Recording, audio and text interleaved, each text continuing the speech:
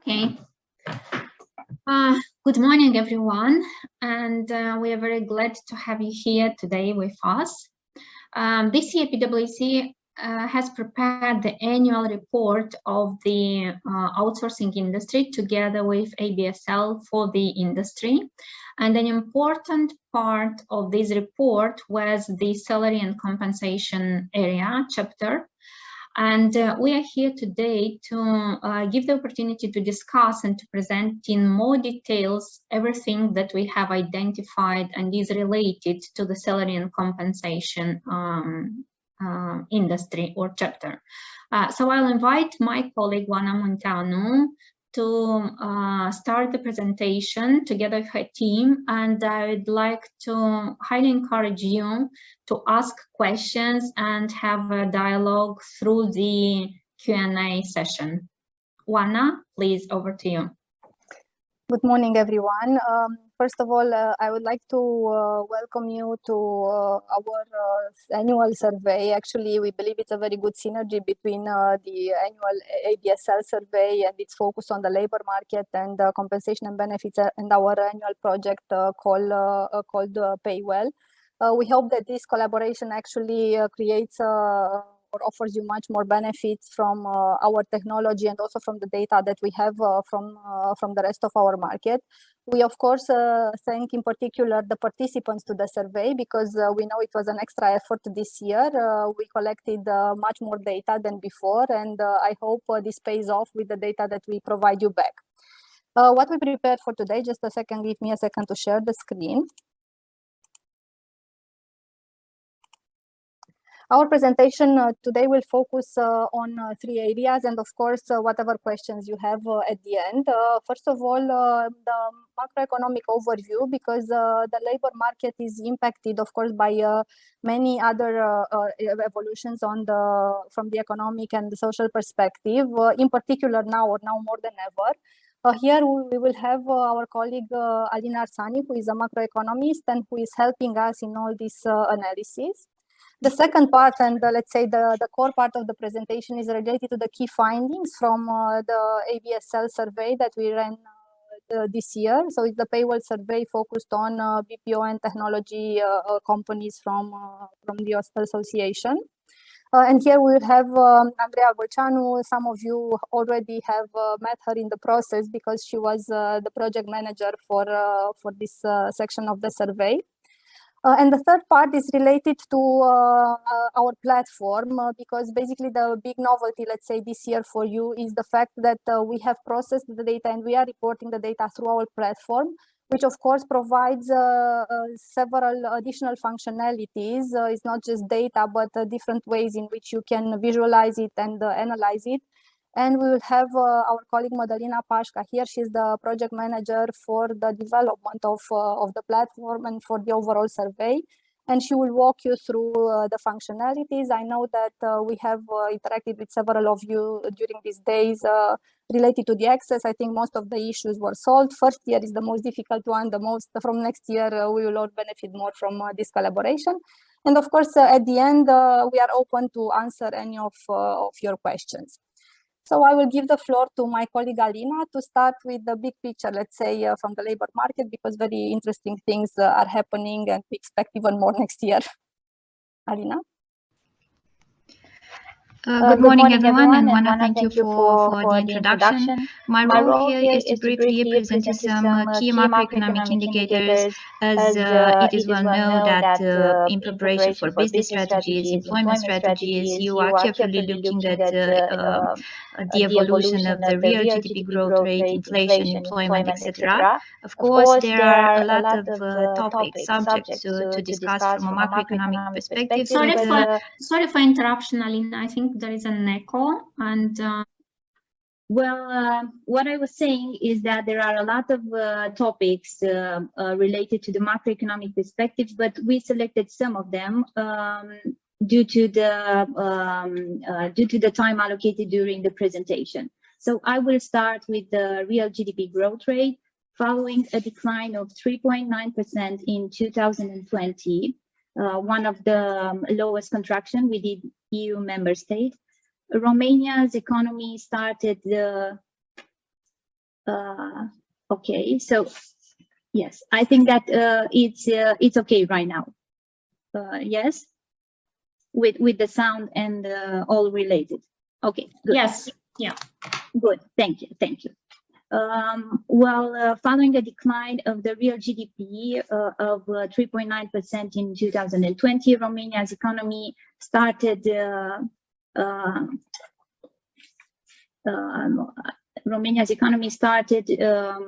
2021 with a strong recovery driven mainly by domestic consumption and the lift up of restrictions lift up of COVID-19 restrictions in most sectors.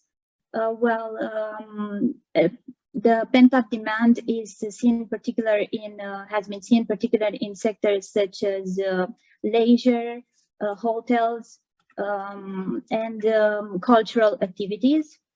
In addition, construction activity was robust, and also the investment in digital equipment contributed significantly to the recovery in the first half of the year. The economic activity gradually slowed down following the fourth wave of the pandemic, and the resumption of social distancing measures. You know that the green certificate was introduced. I hope that everything is is okay from a technical perspective. Good. So because of the fourth wave of the pandemic, the European Commission, thank you, revised the real GDP growth rate for 2021 from 7.5% in the summer of 2021. This was the forecast for summer. To 7%, actually representing the forecast issued in autumn. Real GDP is forecast to grow by 5.1% in 2021. This is because there is the demand will fade out a little bit in the first half of the year, following the reduced in consumption and implicitly the reduced in purchasing power parity.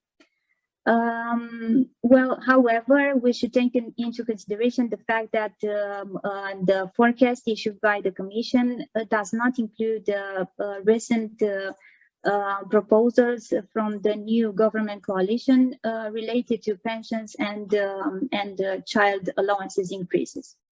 We can go to the other slide. Well, inflation is definitely the rock star indicator of this season, because it reached uncomfortable levels of 7.9% in October and 7.8% in November. This inflation was fueled by increase in energy prices. And as we have all seen, the National Bank of Romania immediately intervened by increasing the key interest policy rate from 1.25% to 1.75%. This is a countermeasure to reduce consumption, to reduce the appetite for loans and mortgages. According to the latest forecast issued by the National Commission for Prognosis, the average inflation rate for 2021 will be at 5%, because we started the year with levels of 2.5%, and we will end it with levels above 7%. And for 2022, we have a forecast of 6.5%, because we will start the year with high levels. The peak inflation rate is expected in April, when the measures, the compensation scheme for utilities will end, and afterwards it will start to decline month by month, according to the forecast of both the National Bank of Romania and the National Commission for Prognosis. It is well known that inflationary pressure reduces purchasing power. Therefore, employees will ask for increases in wages and salaries. Particular employees in sectors with strong trade unions and those with skills in high demand. We can go to the other slide. Unemployment. Well, policy measures such as technical unemployment contributed, helped diminish the impact on the impact of COVID-19 on employment. Therefore, we have unemployment rate at 5%. This will continue at 5 or 4.8% in the following period. But what we know about employment is that it hides some structural problems because we have different rates because the rate varies significantly around counties, and you see there in the graph in the right part this issue. And the last slide of the macroeconomic perspective, we have the increase in average gross salary. Well, you know that if you follow our market insights analysis, in September, we issued a report stating that the increase in average gross salary will be around 7%. This was the official figure issued by the National Commission for Prognosis. Following the changes in, following the pressure, the inflationary pressure, and adopted rise in the minimum wage, we will see increase in the average gross salary of about 9% in 2022 compared to 2021. Well, this was the macroeconomic overview. Thank you for your understanding related to the technical issues, and I hope the info was very useful. Thank you, Alina. Of course, you can address questions to Alina during the session, and we can take them at the end, or we can have we can pause at the end for the Q&A. We'll go now to the second part, and for the most important part of the presentation, I will give the floor to Andrea to present you the key findings from the survey that we conducted for ABSL companies. Hello, everyone. I feel the need to confirm that you can all hear me without an echo now.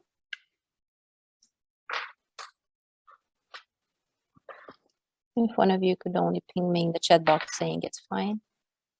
Okay, perfect. Thank you so much. Then we shall continue. Thank you all for being here. I know I already was acquainted to most of you, and I'm happy to have you here live in this event. As Juan already told us, I am here to discuss the key findings of PayWell study overall, and with the special focus on the BPO sector. Before we dive into the data themselves, I would like to take a minute or two to introduce to you the typical BPO sector participant. And this is a profile that we've put together based on the data that we gathered throughout our studies, and is mainly based on the way most of you responded during the study. So now the typical participant from the BPO sector is an outsourcing center rather than a captive center or an internal unit, and is most probably servicing the banking, insurance, financial services, or technology sector by providing procurement and supply management, IT, finance, and customer operation services. Now, our typical BPO respondent is not a very large company. It employs between 200 and 500 FTEs and has an annual turnover of 5 to 15 million euros. It's also a fairly new company, its first center having been established between 2010 and 2020. And the parent company it's servicing is most likely located in the USA or France if we are talking about Europe. This BPO client is also multilingual and is using on average 8 languages. And as for the employees that it has, they fall in the category of 25 to 34 years old and are basically balanced, but with a little more tendency of having more women than men, with an average tenure of 1 to 3 years. Now, if we've seen who the average respondents are and what they're focused on, I say we dive a little bit more into how they operate. And it's only natural that we start with an average base pay. Looking at all the sectors in PayWell, you can see on the right side of the slide that the BPO sector falls somewhere towards the average of an overall sector. The overall average base pay in PayWell was around 8,478 RON per month gross, while in the BPO sector we have 9,387 RON. That kind of puts us a little bit over the average. However, if we dive deeper into how this wage is distributed among different functions of these companies, we can see similarities between the overall sector and the BPO, meaning that the BPO sector is feeling the pulse of the market and is going in line with the trends here. As we can see on the overall market, the best paid functions are the strategic planning and development, the information technology, and the legal functions.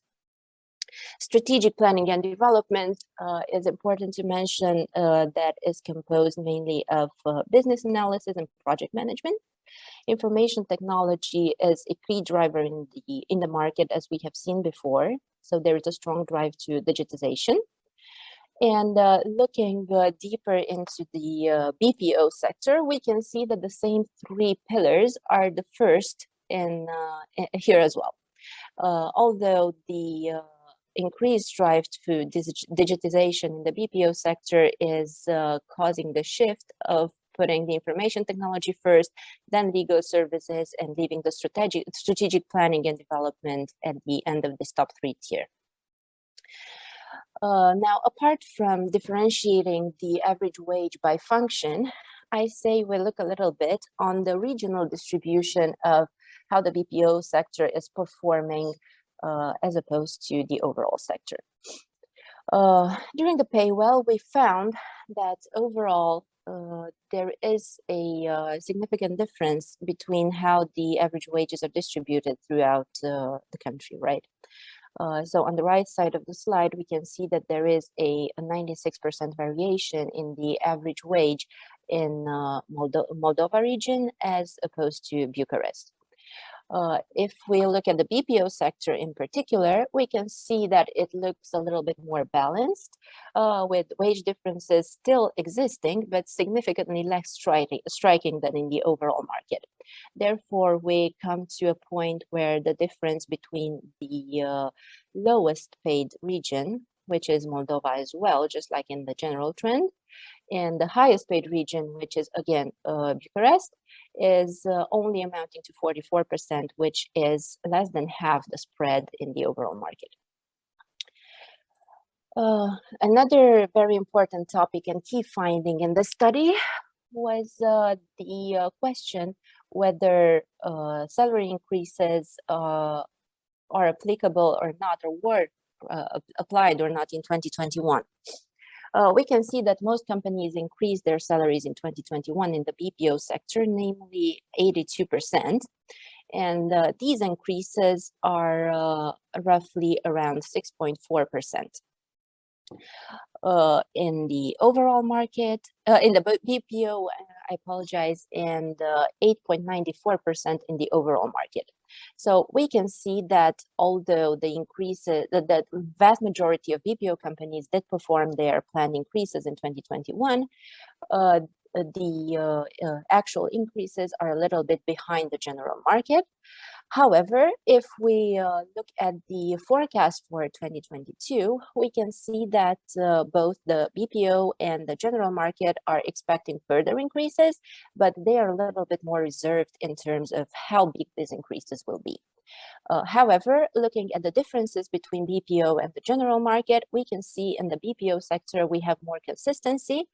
meaning that the difference between what happened in 2021 and what we are expecting in 2022 is less than what is happening in the overall market from the same point of view. Now, another topic that was of huge interest to participants and was treated in the ABSL study as well as in the overall PayWell study was referring to language allowances as an important part of the compensation packages offered by companies. Now, as I told you in the profile of the typical participant from the BPO sector, the companies in the BPO sector are using on average 8 different languages throughout their activity. However, we can see that 10% of the respondents are situated somewhere with more than 20 different languages used. Most of them are using 1 to 5 languages, namely 40% of the respondents, while the rest are using either 6 to 10, 11 to 15. The most popular languages used in the BPO sector are German, French, Italian, Portuguese, and Hungarian. However, an interesting insight is the fact that the top 5 highest paid languages in the BPO sector are different from these and are the languages that are most difficult to find on the market these days. And we are talking about Dutch, Chinese, Hebrew, Polish, and Finnish. In the same time, during the study, the BPO respondents said that during the pandemic, they faced some additional challenges regarding recruitment. And part of the challenges were related to finding the right talent with the right skills on the market.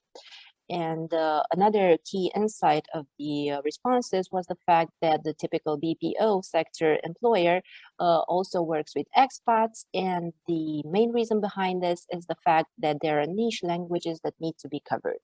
And that is the reason why the highest paid languages are actually niche and are not the same as the most popular ones. Now, moving on to another key topic is work from home. And here the BPO sector has proven to be very flexible in a sense that work from home practices are clearly here to stay, are increasing substantially. And at this point, over 70% of respondents are allowing employees to work anywhere without restrictions.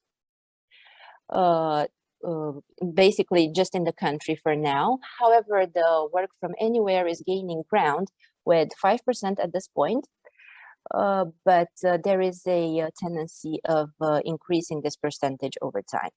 When we are talking about their return to office plans for the next period, there is a vast majority of respondents, around 67%, who are stating that they don't plan on a full return to office anytime soon, but their plans include hybrid working according to a clear planning, which means that the company has control over who comes and when comes to the office, right? Moving on a bit, let's talk about the attrition rate in the BPO sector. And we can see that it has decreased over time, reaching a below market average. We can see that in the past years, 2018 to 2020, the BPO sector was somewhere above the overall market.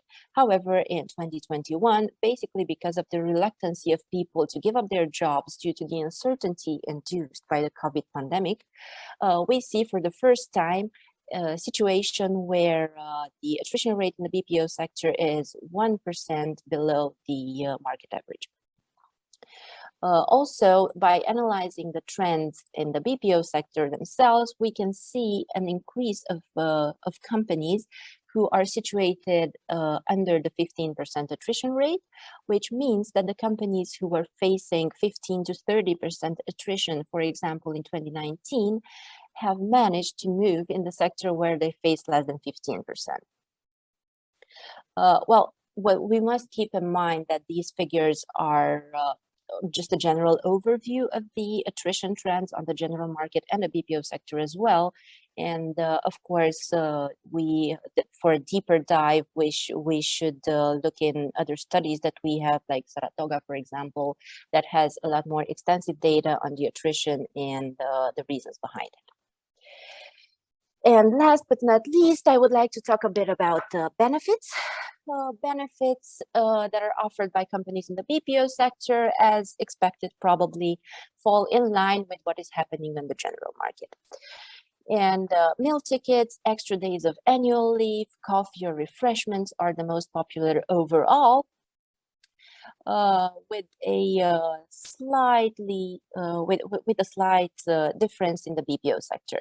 So while 81% of the overall market is offering meal tickets, in the BPO sector, this percentage goes up to 87%. The additional annual leave days, which means above 21, is a little bit higher in the BPO than the general market. And a more notable difference is in the medical subscription department, I would say, where the BPO sector is a entire 9% over the general market. I think that is all we can cover for now, but of course, I'm open to any questions you might have on any of the topics that we have presented, and I'm giving the floor to Juana. Okay, thank you very much, Andrea. So basically what we wanted is to offer you a glimpse of the data. Of course, you have the summary of the salary data, which I suppose is the most the most interesting for you in the annual report, but also those of you who have participated have access to the platform where they can access, where they can see all these statistics by job, by departments, by grades, and so on. So what we wanted here is actually to also provide a comparison between the BPO sector and the rest of the companies that participated in our survey. Now, a part that is, I think, very important for you, so that you can benefit most of the product that we have, is using this platform. Again, we have provided access to all the participants already, and we will present the functionalities, the ones that you have included already as participants, but also potential additional functionalities that you can access. And for this, I will give the floor to Madalina, and we also have to change the share of the screens. Just allow us 30 seconds, please, so that she can. Madalina, we cannot hear you. Can you hear me now? You're on mute. What about now? Or we cannot hear. Oh, you still cannot hear me? I couldn't, but it's okay. Thank you. It's okay. Okay, great. Can you also see my screen? Yes. Okay, so good morning, everyone. I think this part of the presentation is for everyone, so please, may I have your attention, please?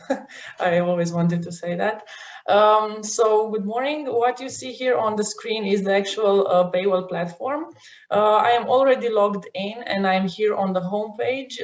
Just before I start presenting, make sure that you have the login credentials. The username is not your email address, is a personal username that each company has.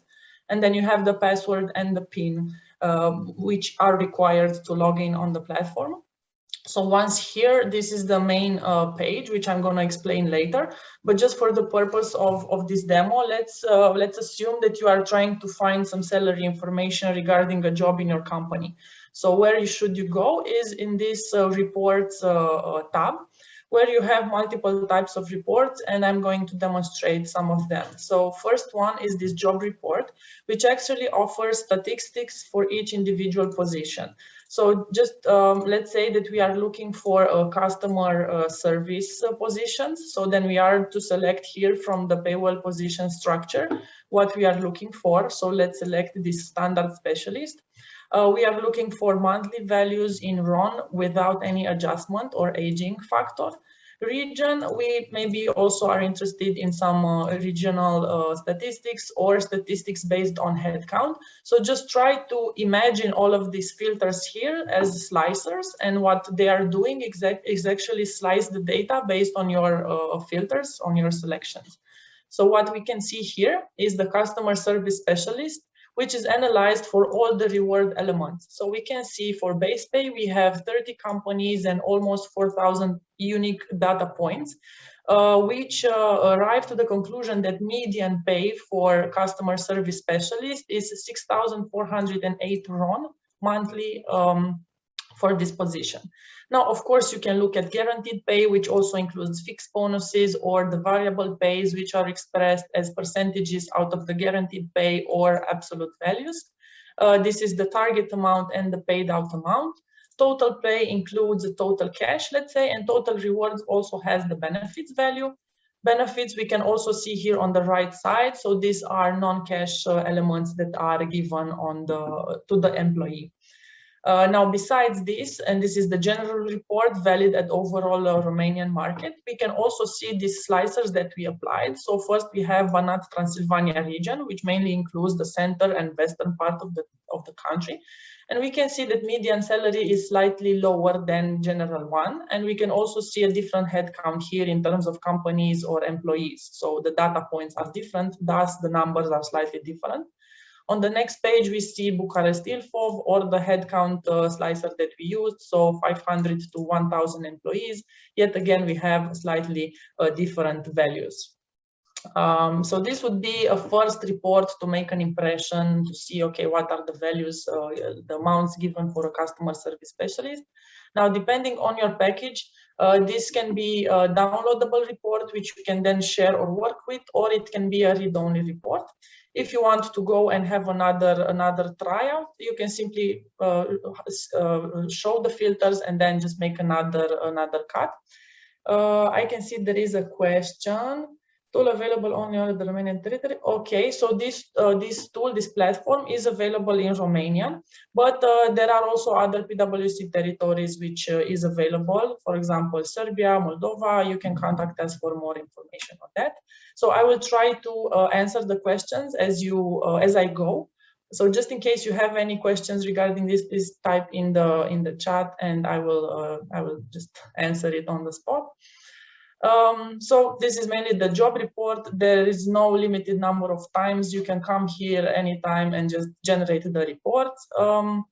Then the second type of report would be this bulk job report, where we have statistics for multiple positions at once. So basically the information is the same, but the layout is different.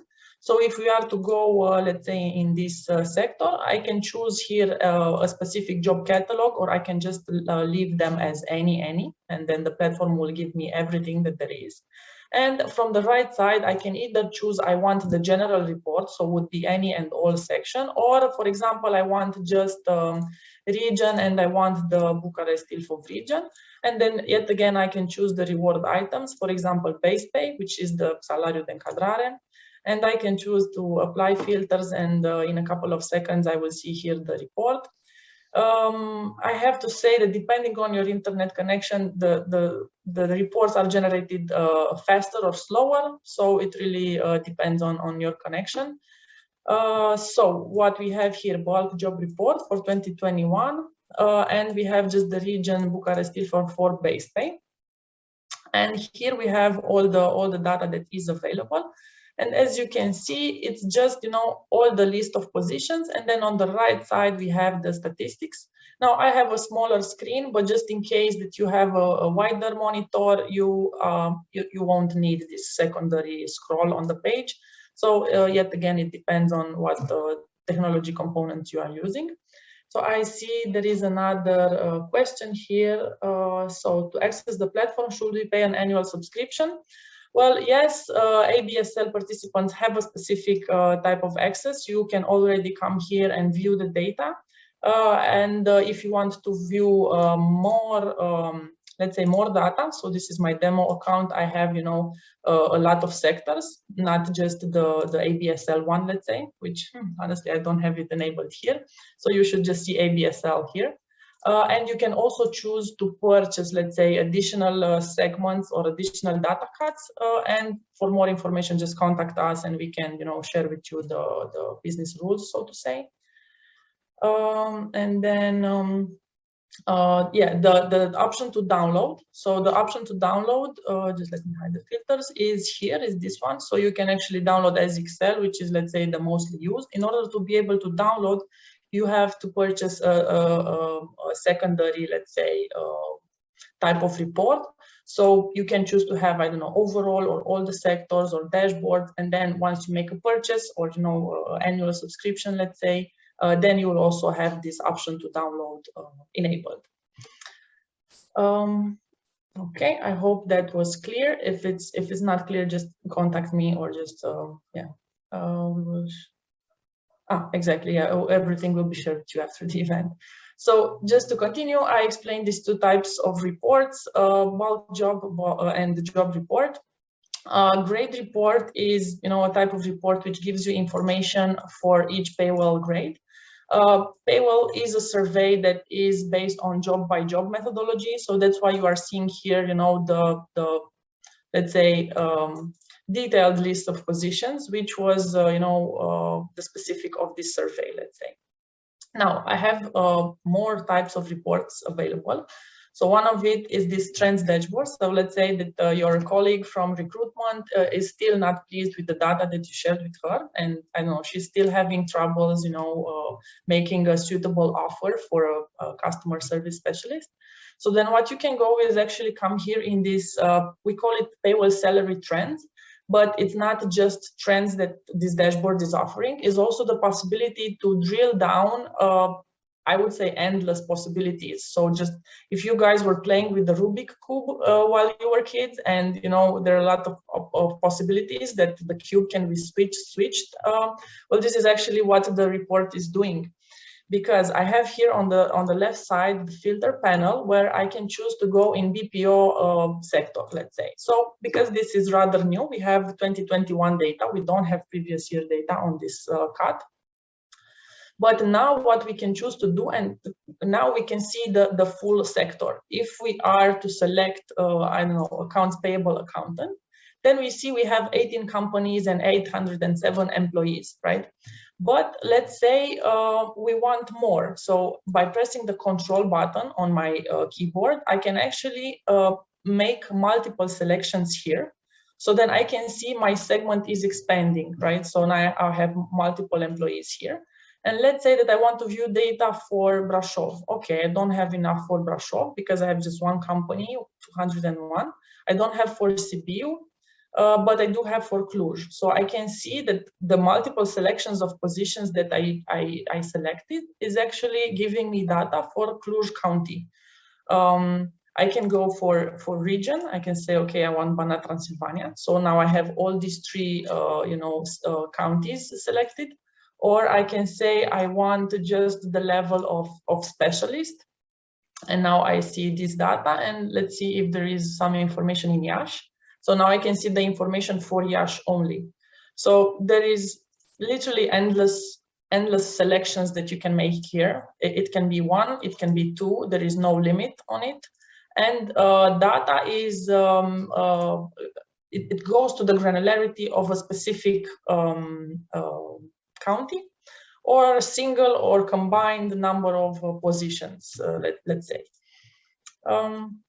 If you choose to have, I don't know, other sectors as well, then of course you can look at, I don't know, overall evolution of the sector or things like that, you know, based on what you are selecting here on the left side. Let's see if we have some questions about this. How often is the data updated? So data is updated once a year. So, you know, now it reflects 2021 data. But in these types of report, job report, book job report, you can apply an aging coefficient. And I will demo a bit later. But yeah, data currently is refreshed annually.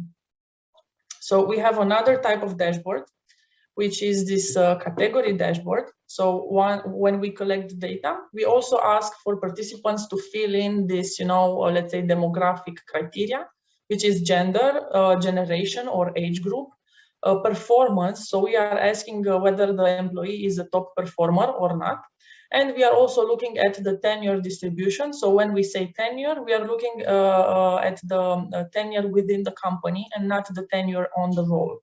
So this dashboard, it reflects, so it contains slightly different values than the one that I showed you, just because not all the companies are able to provide this type of demographic information when they're sharing the data, you know. But just in case data is here, The dashboard yet again has the filter panel on the left, and here we have the graphics which show the information. So at overall Romanian market level, let's say difference in terms of in pay between men and women on median value is more or less there. So we are okay. Women are paid 1.28% higher than men.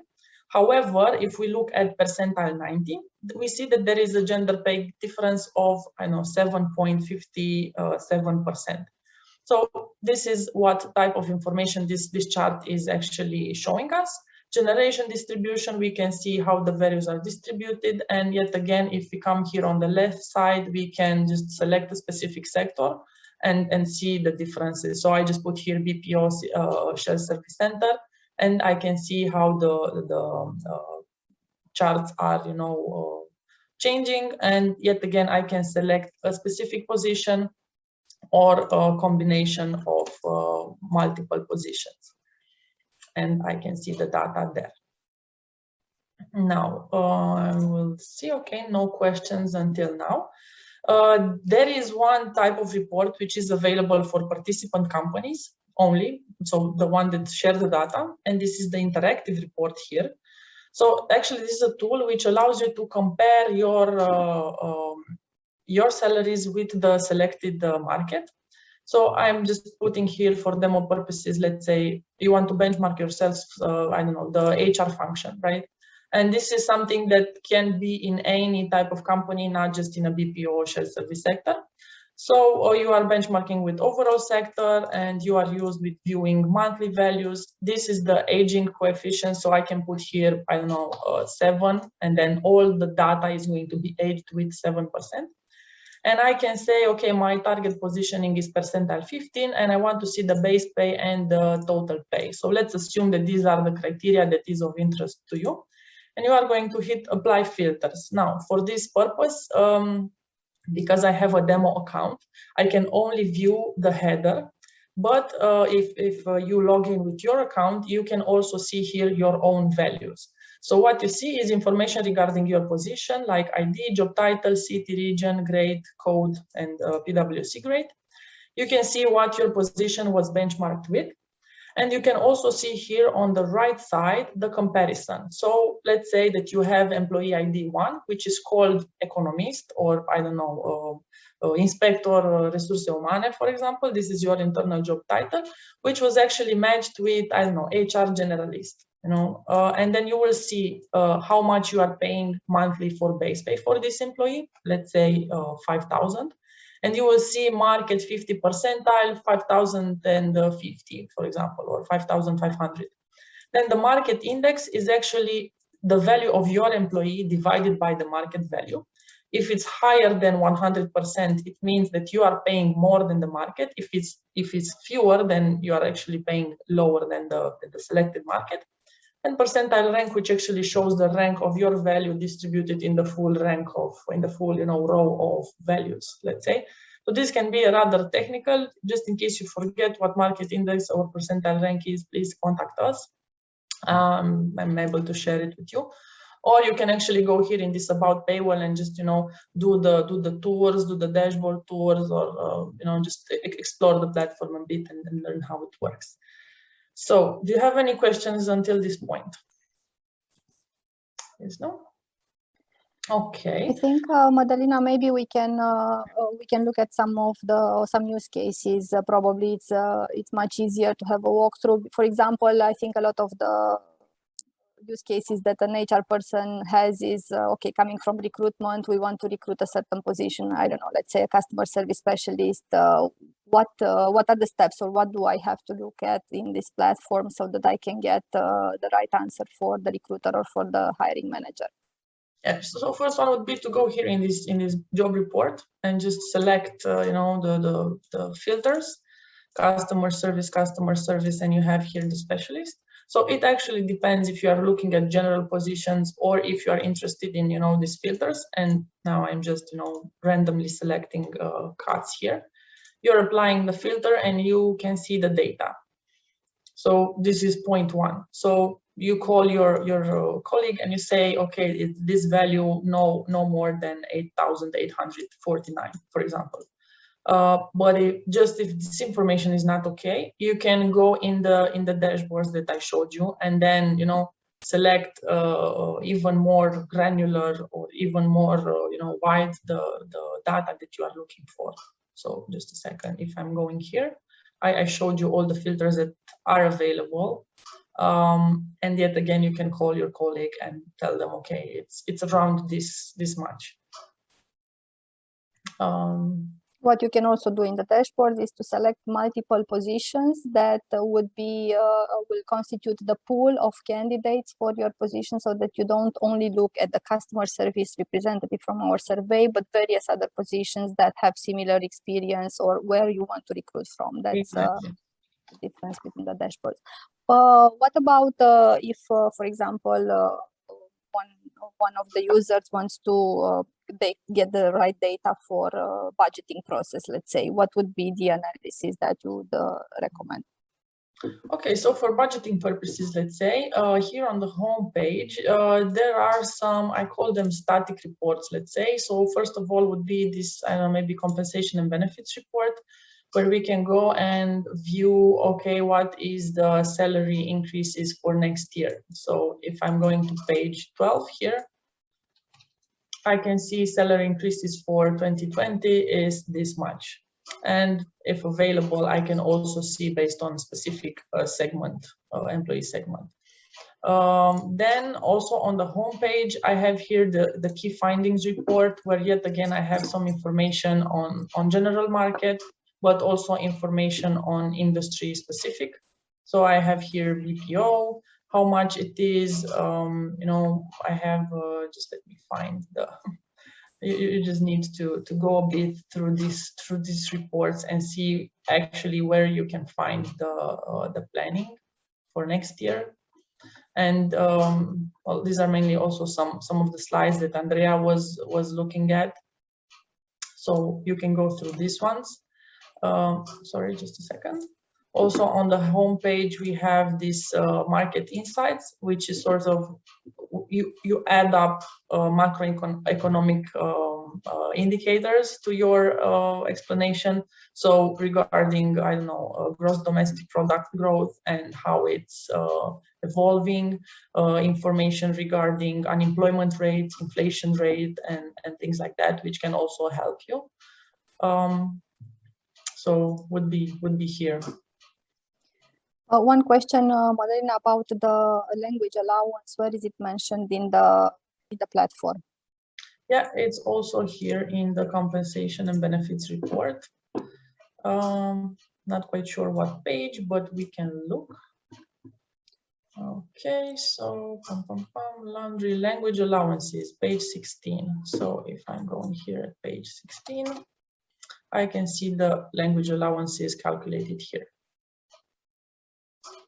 Yeah, so it's in the compensation. It is also added in the salary data in the total pay. So it is added position by position as well. So it depends if you want to see aggregated information just about the language allowance for a specific language, or if you want to look, for example, at a customer service specialist, you could see in the total pay all the allowances are added. Yeah, we can just take an example.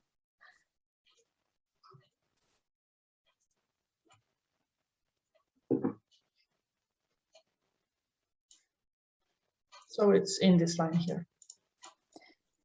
But you will not see position by position, you will not see what languages are covered or the exact language allowance, but you can assume that the difference between base and total pay is constituted of all the allowances and bonus payouts. Another question is related, probably the answer is in the interactive report that we just provided or in the dashboards. If we want to benchmark our existing salary grids, how should we navigate? Okay, so if you want to benchmark your grids, of course you can go in this interactive report, but the interactive report is actually benchmarking against the PayWell structure. So for your salary grids, just let me switch. We have this, we call it market positioning dashboard. which is a dashboard that is available only for participants with data at the survey. And what the dashboard shows is the following. Current salary budget, increase for the salary budget needed in order to reach the desired level for two reward elements, for base pay here and for total pay here, current budget and increase to reach the budget. Now, here you can see we have, I don't know, 573 employees within the company, and we are benchmarking against, I don't know, retail sector, for example. But you can choose the sample that you are looking to benchmark. So it can be, I don't know, ABSL only or full Romanian market, let's assume. So you see actually the distribution. So this means that 63 or almost 64% of the employees out of these total employees are paid lower than the actual market, right? Only 23% of them are at level, so they're having a market index of 90 to 110. I explained the market index is the value of your employee divided by the market target level, so what you select. And then here, for example, this chart is actually showing us that there is a bigger problem at specialist level, because market index here is 0.80. So if we are selecting specialists, we can see the distribution only for specialist level, and we can see that percentage is higher. So most employees which are targeted as specialists are lower. Now, of course, this is just a demo dashboard. In the final version, you also have here your internal salary grid. So then you could choose to see the overall distribution of your employees versus your grid. Yet again, the departments, the functions, the age group, the tenure, this is tailored to your organization based on the data that you submitted. So if I'm just going now, let's say on accounting, now I just see accounting. But if in your company, accounting is not contabilitate, but I don't know, you can call it Michael Jackson or something. Well, not Michael Jackson, but you get the point. You will be able to navigate this dashboard based on the data that is familiar to you.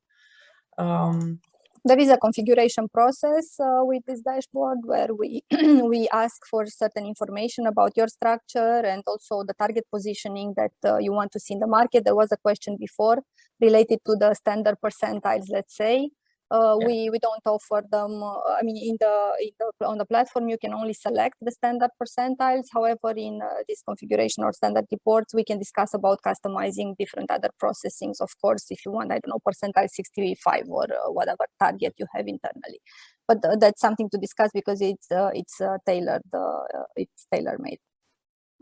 Exactly, and also in this view, it's not just the views that I showed you, it's also other charts and graphs which are here, which actually help you reduce the time spent on processing the data and giving you more time for exploring it and actually building a story that is relevant for your organization. What parts of the organizations am I at risk with? I don't know, it's this tenure, it's this gender, or I don't know, this level of performance.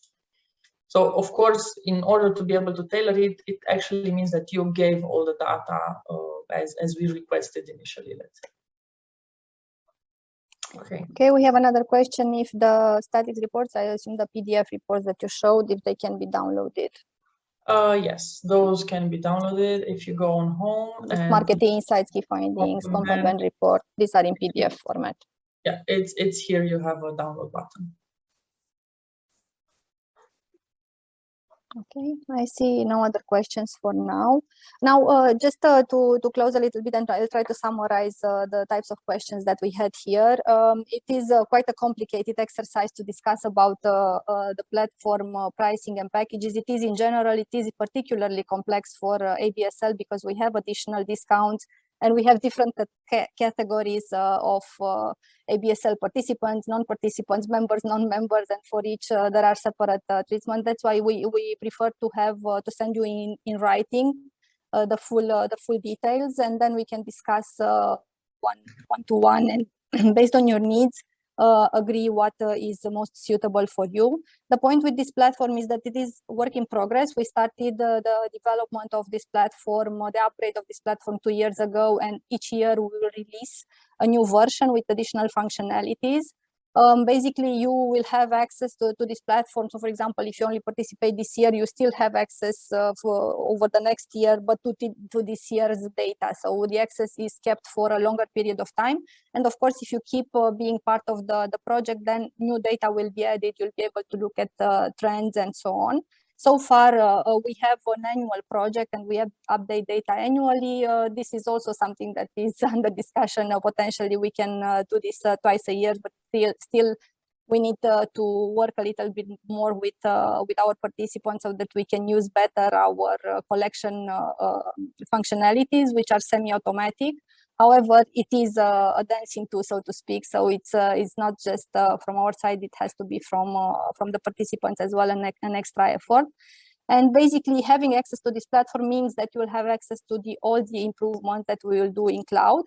This is also a regional project because there was a question about this. Not all we don't cover all the countries at the moment, but there are several countries in which we have strong data. There are others in which we only cover certain sectors, and there are others in the region for which we don't have such data. But it's basically just ask us what is of interest for you, and then we'll tell you what we can offer. However, at the moment, data is not integrated, so you will not have one interface and just be able to click several countries. You'll have to log in separately for different country access. This is the story with the platform. Just to remind you, overall, it's that for ABSL participants, we have a 70% discount to all our list prices, and to non-participants, but ABSL members, there is a 20% again discount to all the data that we have. For participants, even additional tools that you are purchasing, they are with 70% discount. So I think overall the pricing is very low and could be of interest for you.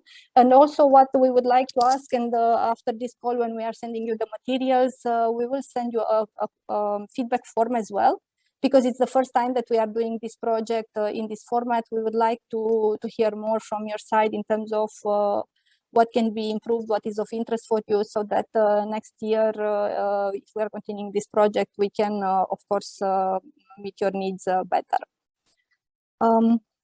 This is from our side. We are waiting for additional questions. We reserve the second part or the last part for question and answer. Some of them were already addressed in the process.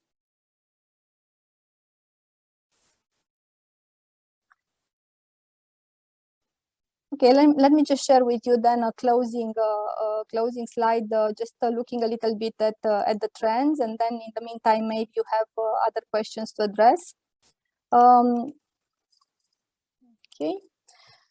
So two things I think we would like to share with you. First of all, I think it's the question on everyone's lips at the moment. What is the increase of salary rate for next year? It is usually a very interesting topic. This year it's more than ever, because as we have seen, even the official estimations were revised about 1 month ago, so with 2 percentage points, so from 7% to 9%. The National Commission for Prognosis estimated the salary increase for next year. We all know that the increase of the minimum wage with more than 10%, higher than it was expected, will also create a lot of pressure, especially at the base of the pyramid, let's say, of salaries.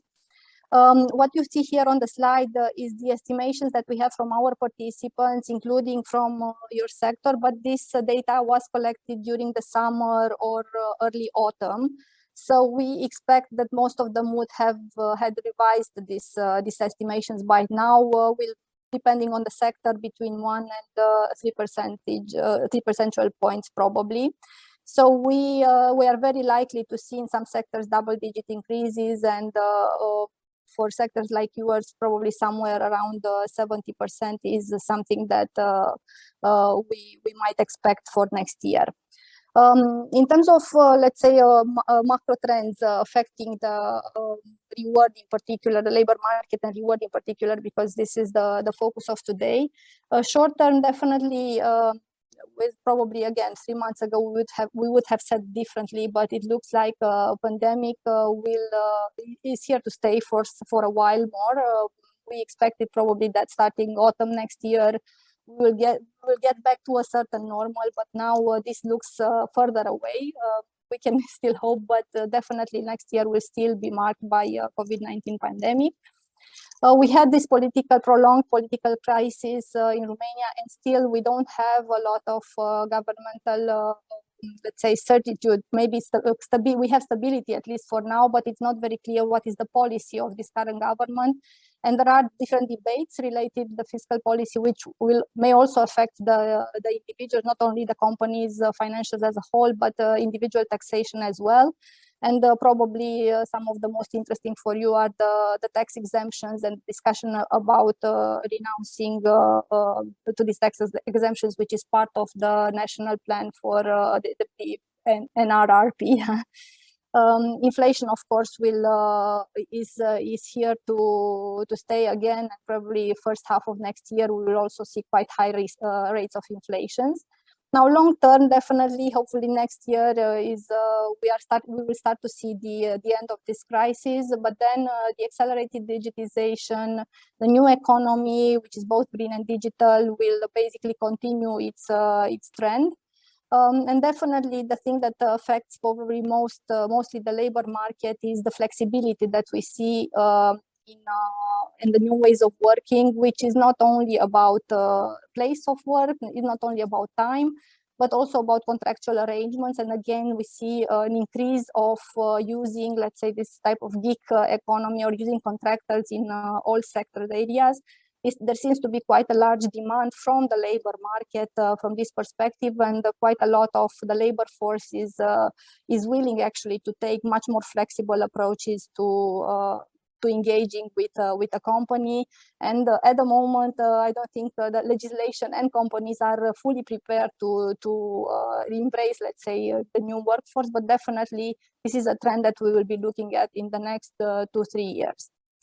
And another thing which is probably the most painful, at least in Romania, is the continuous pressure on workforce availability. We have seen this the tendency or this clear workforce deficit, let's say, starting 2016, 2017, it increased quite a lot, stabilized a little bit during last year, but definitely it was a temporary trend.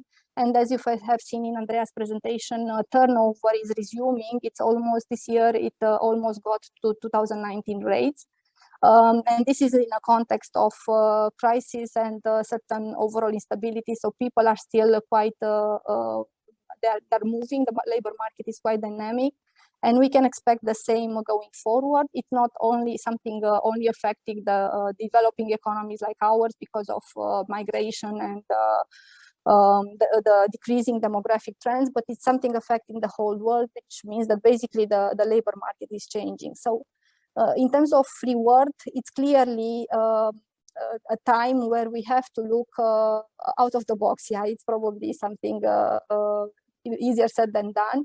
But I think brave decisions in reward are really something that we should look forward to. We should look at personalization. We should look at transparency in its whole meaning, not just for complying with different regulations. We should look at equity, diversity and inclusion, and try to really look forward to making sure that we understand the needs of the future of the future workforce and create reward packages that meet these needs. I think the structures that we have currently and that most of the companies are using are quite rigid and really not ready to handle all the dynamics of the labor market. That's really something to watch for. We hope that we will watch for this together, really continuing this project going forward. And again, I'm just waiting for some more questions if there are. I see something here on chat. Will we receive the recording of the meeting? The meeting is recorded, and I will let Alexandra or Andrea share with you how it will be distributed. It's going to be done by ABSL. We will post it and we will on our social media, so you'll see that.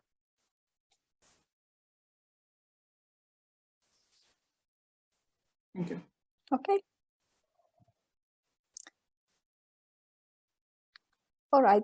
Thank you again for participating in this project. Thank you for bearing with us with some technical difficulties today. I hope that you found the presentation interesting, and also that you'll find exploring the data interesting. We are here to support you technically or from a content perspective if needed. And again, after this call, we will share with you all the materials, and we'll keep in touch.